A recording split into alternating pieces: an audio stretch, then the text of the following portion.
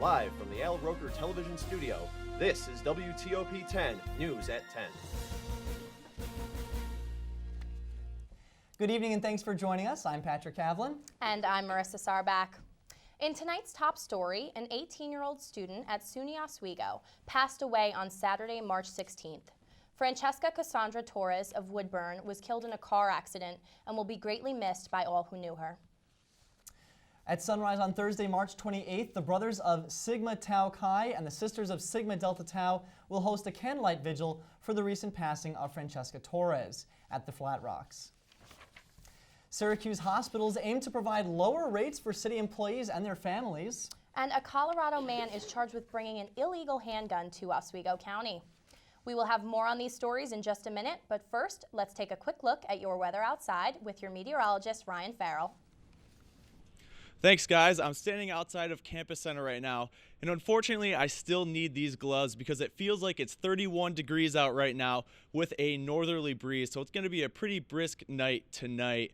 Taking a look at your WTOP weather headlines, the flakes are going to make their way back into the forecast. By midweek, some heavier snow impacting central New York. And while all this is going on, we're going to remain below average for this time of the year. More about that coming up in my full forecast, but for now, back to the news desk. All right, thanks, Ryan. Syracuse Mayor Stephanie Miner announced a plan today between Crouse and Upstate University hospitals aimed at providing lower rates for city employees and their families. The move follows efforts from Miner to get tax-exempt institutions to contribute more revenue to the city. In addition to benefiting city employees, the plan is expected to save the city itself nearly $600,000 a year. The new hospital rates were negotiated by the Palmco Group, the company that administers the city's healthcare plan. Earlier today, a Colorado man was accused of bringing an illegal handgun into Oswego County. David L. Janes, 26, of Colorado Springs, was charged with 2 felony criminal possession of weapons. The accusations were made by the sheriff's deputies after a single car crash he was involved in the town of Granby. He is also facing charges of driving while intoxicated. Janes was said to have an illegal .22 caliber semi-automatic handgun, which he allegedly threw into the woods before the DWI arrest. According to the deputies, Janes was arraigned in Granby and sent to the Oswego County Jail. Bail is set at $5,000 cash or a $10,000 bond. Following their arrest last April, 2 brothers were each sentenced to 87 months in prison for their involvement in a violent street gang. Miguel and Miquan Russo were sentenced in U.S. District Court in Syracuse for their roles in conspiring to engage in a pattern of racketeering activity through their membership in the Bricktown Gang. The brothers and 11 others were indicted by a federal grand jury under the Racketeer Influenced Corrupt Organizations Act, known as RICO. This case marks the 5th time in 8 years that federal authorities have used the racketeering law against street gangs for offenses usually prosecuted in state courts. An Onondaga man has been accused of texting sexually explicit material to an undercover police officer he believed was a 14-year-old girl. He is due back in court in Syracuse City Court Wednesday for a preliminary hearing. Thomas M. Bell, 58, was arraigned in court last week and had bail set at $5,000 cash or bond. Prosecutors initially asked Judge Vanessa Bogan to set the suspect's bail at $50,000. He is charged with disseminating indecent material to minors, patronizing a prostitute, and endangering the welfare of a child. Well, today Lupe Fiasco tickets went on sale, and our own Pat Malowski was actually able to get his hands on one. Do you think you're going to be going to this concert?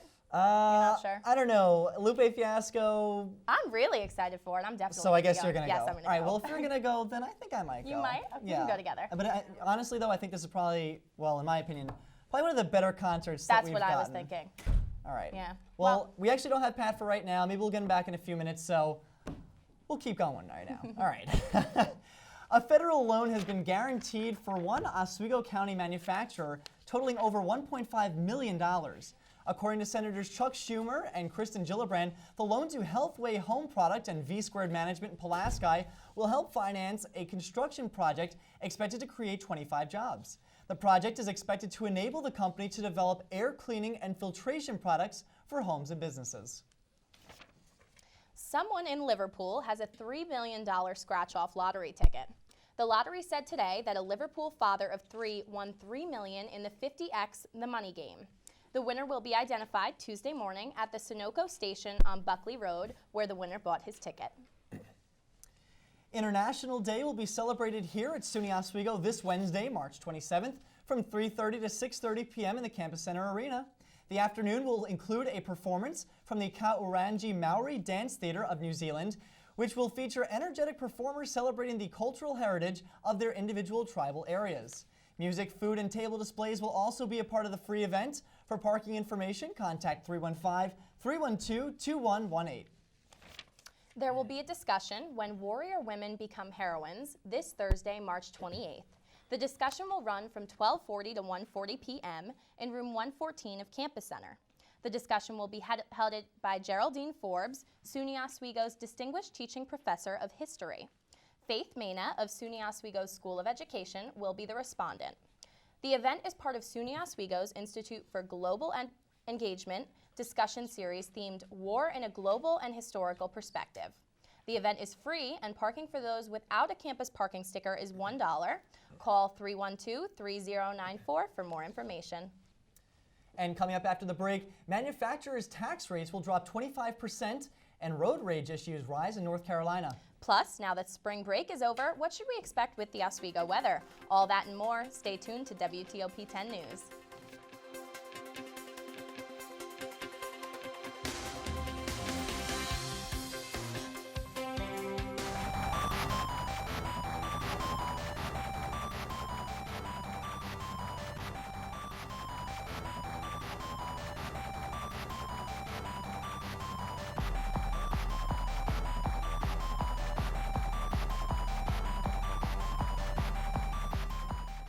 Oswego MBA program helping you achieve your goals with a customized curriculum developed with flexibility in mind. Take classes year-round, full or part-time in Oswego, online or at the Metro Center in downtown Syracuse. More information is available online or by calling 315-312-2911.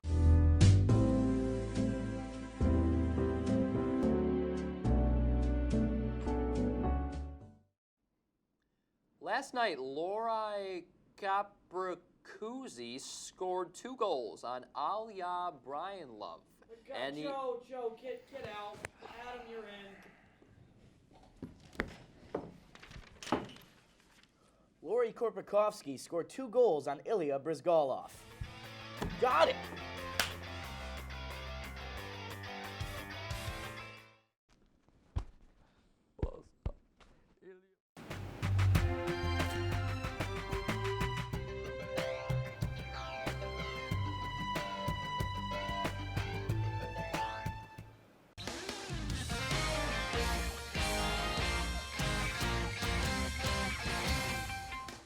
All right, Ryan, so you got to tell me, when is it going to start warming up?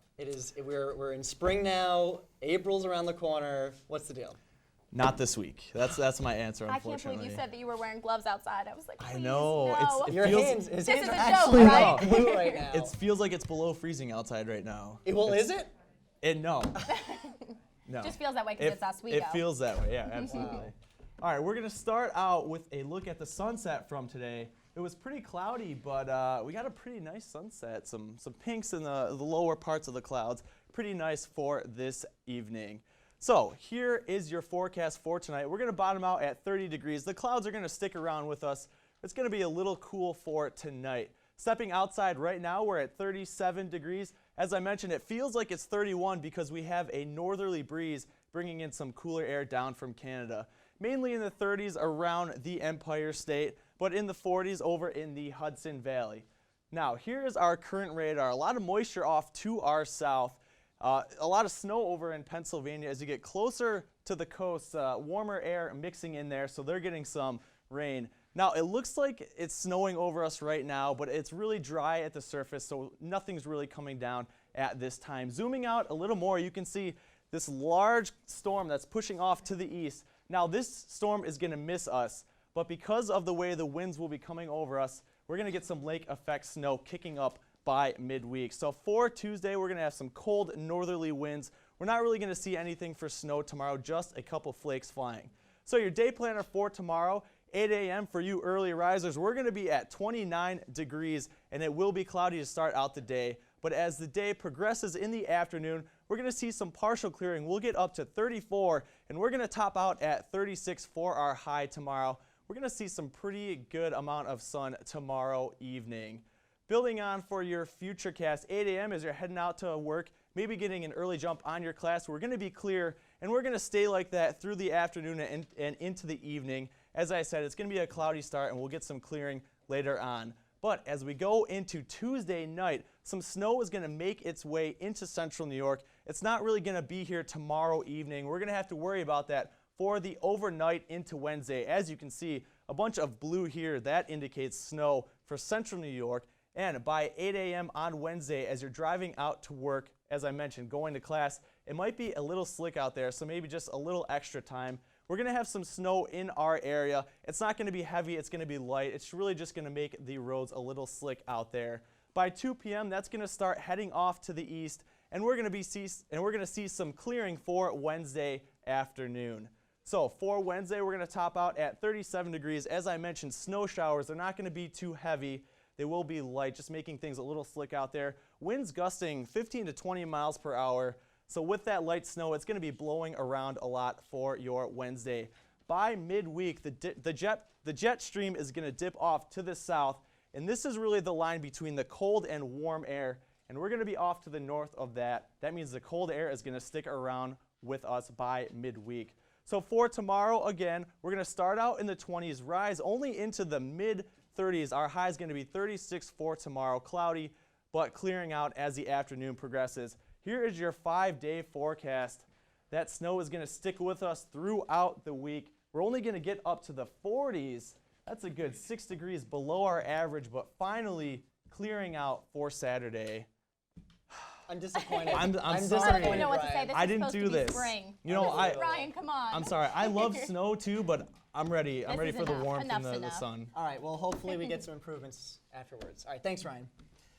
Well, on the heels of this month's shooting in Herkimer County, which claimed the life of an FBI police dog, the state Senate has just approved of a bill that would increase the punishment for those who kill or injure police animals. The bill, co-sponsored by Senator James Seward of Oneonta, would make the penalty for such a crime a felony. The legislation now goes to the State Assembly for consideration. The gunman, Kurt Myers, shot and killed the canine during a standoff with officers in Herkimer early this month. Manufacturers will see their tax rates drop by 25% by 2018 under new policies outlined in the upcoming New York State budget. Manufacturers pay a 6.5% corporate tax rate, which brings the state between $300 million and $400 million each year.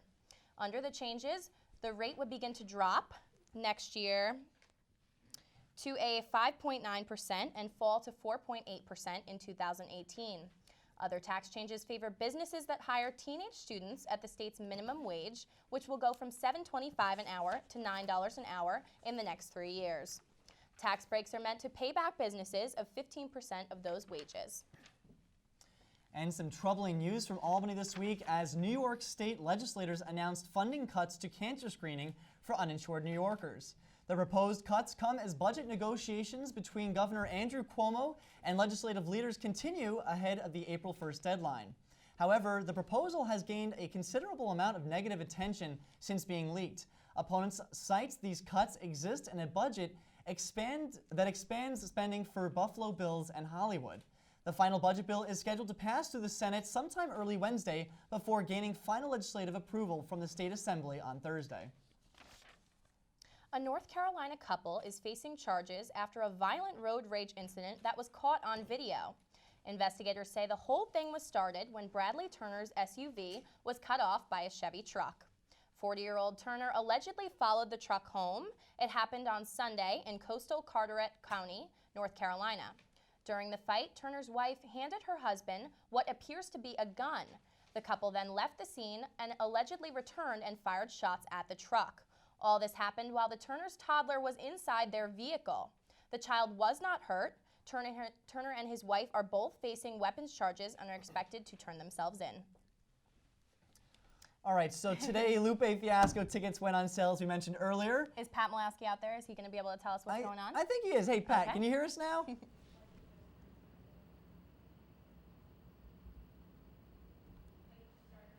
Hello, Patrick Malowski here outside of the Campus Center's box office, where just this morning, the box office started selling tickets for Lupe Fiasco Spring Concert 2013.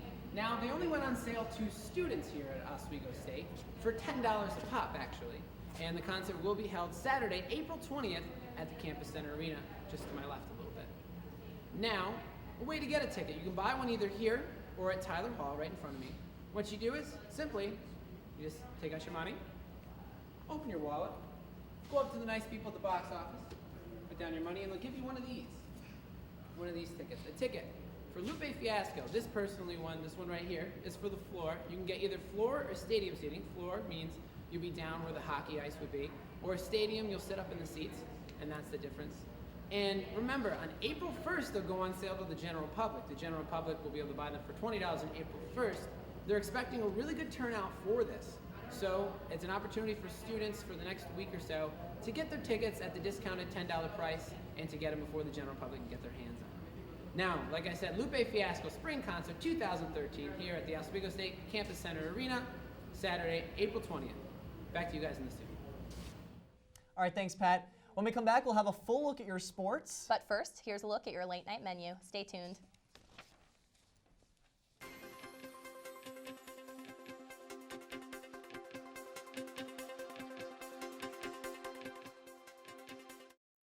We are the Tigers from Pack 885. And you are watching WTOP. Yeah.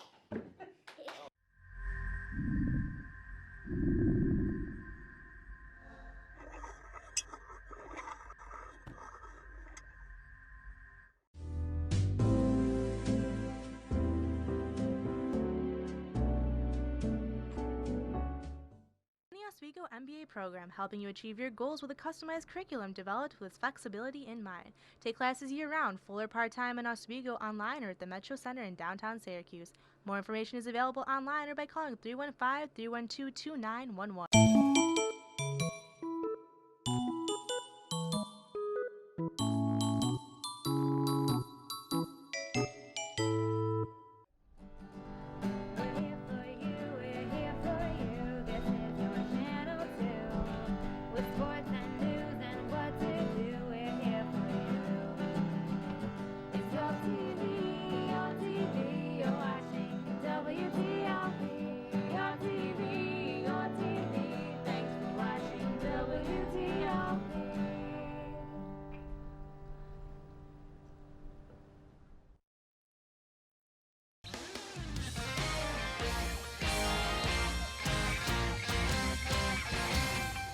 All right, thanks for staying with us. Now we're going to take a look at ways you can save money with Julie McCarthy. Thanks, Marissa. Here are some tips on how to save and earn money in college.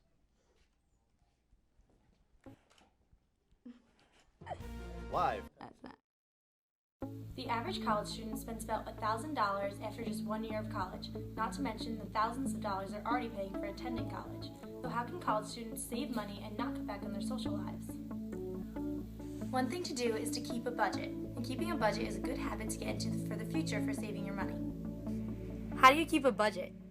I use online banking, so I like to check my account at least once a week. If you feel pressured by your friends to spend money and can't afford hanging out with them, learn to say no or plan something cheaper for everyone to do. Do you feel pressured by your friends to spend money? I do, Julie. It's actually really hard to save and budget my money, especially on the weekends when my friends and I are going out. But I learned to say no, and that's definitely one of the biggest lessons I've learned in college so far. Take advantage of school amenities like going to the campus rec center instead of paying for an expensive gym membership. Or take the bus around campus or into town to save money on gas because gas is too expensive to be wasting. Only buy things if they are on sale or buy the store brand product. Brand names are too pricey for us poor college students to be spending money on. A great way to always have extra pocket money is by applying for a job on campus. Having a job on campus is great because it gives you a few extra bucks in your pocket and gives you the opportunity to go off and have fun with your friends and do stuff like that. And it also teaches you the value of a dollar because you earn your money and you don't want to go off spending it on frivolous objects. Finally, the most obvious way for college students to get money is by applying for scholarships. There are thousands of scholarships that can be found online, so keep searching until you find the perfect match for you. Thank you, Julie. That was really good. Thanks, guys. All right, well, after years of struggle on both sides of the issue, the question of same-sex marriage goes before the United States Supreme Court this week. People were already lining up outside the court Friday morning for the limited number of seats available Tuesday and Wednesday, when the justices will hear oral arguments on 2 cases. Joe Johns takes us for a closer look. They're waiting to witness history. As a gay American, I think it's very important to be a part of history. Scores of people standing in line since last Thursday, dealing with snow from Sunday to Monday, all in hopes of grabbing one of 250 or so seats available for the general public when the Supreme Court takes up same-sex marriage this week. It takes dedication to be out here. Also expected in the audience on Wednesday as a guest of the court, Jean Podrasky of San Francisco and her partner. Podrasky is a lesbian cousin of Chief Justice John Roberts. In a statement, she said, quote, "I feel confident that John is wise enough to see that society is becoming more accepting of the humanity of same-sex couples and the simple truth that we deserve to be treated with dignity, respect, and equality under the law." How much Roberts' personal relationships might affect his decision on same-sex marriage is an open question. Paul Smith has some insight. He's an openly gay attorney who argued one of the landmark cases involving gay rights, striking down laws banning sexual relations between same-sex couples. Before that, he was also a clerk for Justice Lewis Powell. I think it has some impact on people to know family members and friends who were out and gay and happy and functioning in society. On the other hand, it's not by any means going to be a good predictor. We'll find out starting Tuesday when the court hears the challenge to Proposition 8, California's same-sex marriage ban. That challenge is brought by California couples including Jeff Cirillo and Paul Katami, who say they have a right to marry just like heterosexual couples, and that the state's domestic partnership laws aren't good enough. The term marriage is important. It has global recognition. No one celebrates a domestic partnership versary. They celebrate an anniversary of marriage. On Wednesday, the court will hear the challenge to the Federal Defense of Marriage Act. All right, thanks. Now we're going to take a full look at sports with Ian Dembling.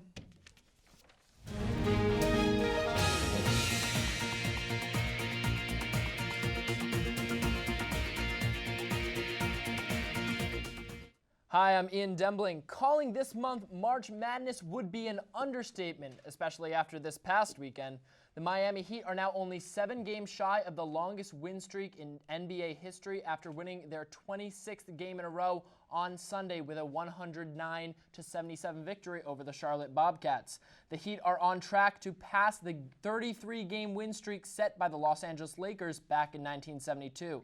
And I was just informed that the Heat won against Jameer Nelson and the Orlando Magic, which has now made it 27 games, 6 away from that 33-game mark. CJ Fair scored 18 points and James Sutherland added 14 when the 4th-seeded Syracuse Orange overcame a less than impressive offensive performance to beat the 12th-seeded California Golden Bears 66-60 on Saturday night and advanced to the round of 16 for the 2nd consecutive year. In response to the closing minutes of the game, Syracuse coach Jim Boeheim said, quote, "It was not pretty. Honestly, I don't think I can describe it. It was about as ugly as I think it can get." Boeheim earned his 50th career NCAA tournament win as the Orange reached the regional semifinals for the 4th time in 5 years and will take on the top-seeded Indiana on Thursday.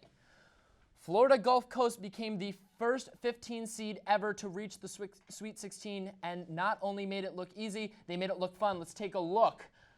The dunk by Eric McKnight at the end of the second half gave the Florida Gulf Coast, the win 81-71.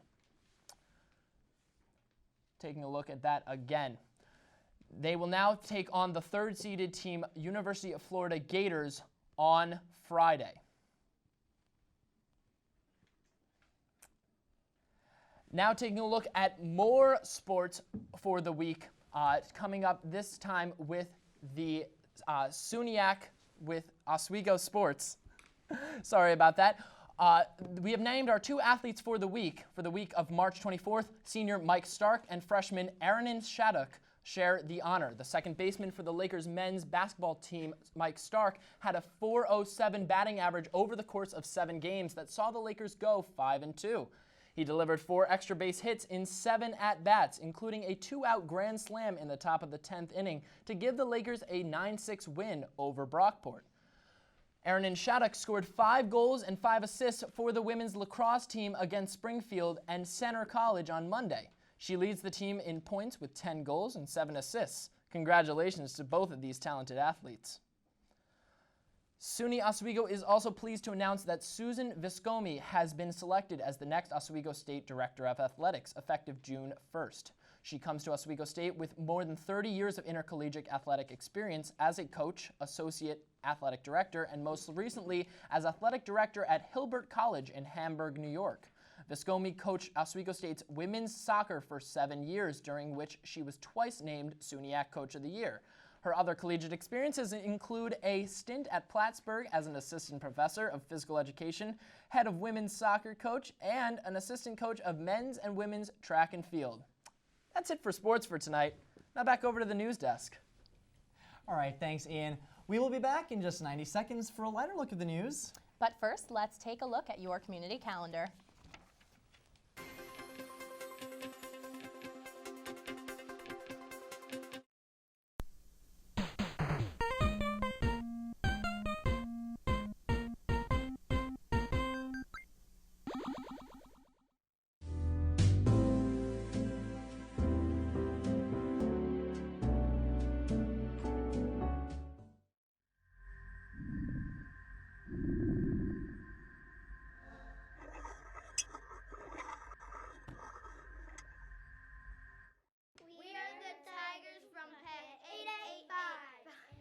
And you are watching WTOP. Yeah.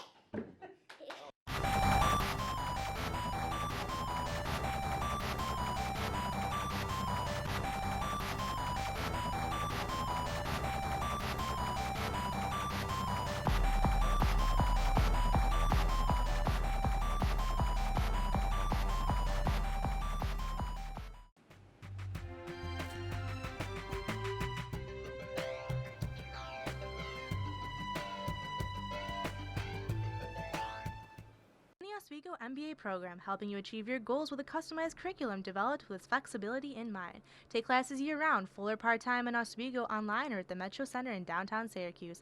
More information is available online or by calling 315-312-2911. All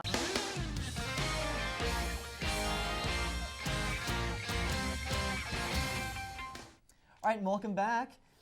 2 shots that will have you saying, wow. Right now, a very... Just kidding. Hold on one second. All right, well, this is a great night. Beware of spoilers, Breaking Bad fans. Top secret scripts from the television show's final season have been stolen.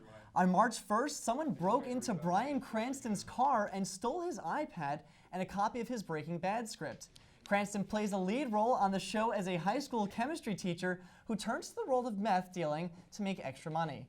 The court records show that one of Cranston's employees was contacted by a confidential informant who overheard that there was a man at a local bar bragging about stealing the script. That man was arrested over the weekend, but the script has yet to be recovered. Friends stars Matthew Perry and Courtney Cox are set to reunite on the small screen on Go On's March 26th episode. And we can assure longtime fans of the beloved NBC comedy that the duo's chemistry is still as strong as ever. At eonline.com, there is a sneak peek video of Cox and Perry's reunion. Go On airs Tuesday at 9 p.m. on NBC. And a teen from Oregon is celebrating becoming... Where I think we're going to sign off, actually. I think we are too. All right. All right, well, that'll do it for us right now. Do we have time for that forecast? What's it going to be like tomorrow, real quick? It's going to be cloudy to start. We're only getting up to 36 degrees, so a pretty cold day for tomorrow. All right, so spring still in the wings. Definitely. All right, well, thanks so much, Ryan, for the forecast. And Ian, thank you for that look at sports. Absolutely. That'll do it for us tonight here at WTOP 10 News Monday Night Edition. I'm Patrick Havlin. And I'm Marissa Sarback. Stay tuned and join us tomorrow night for another look at the news at 10 o'clock.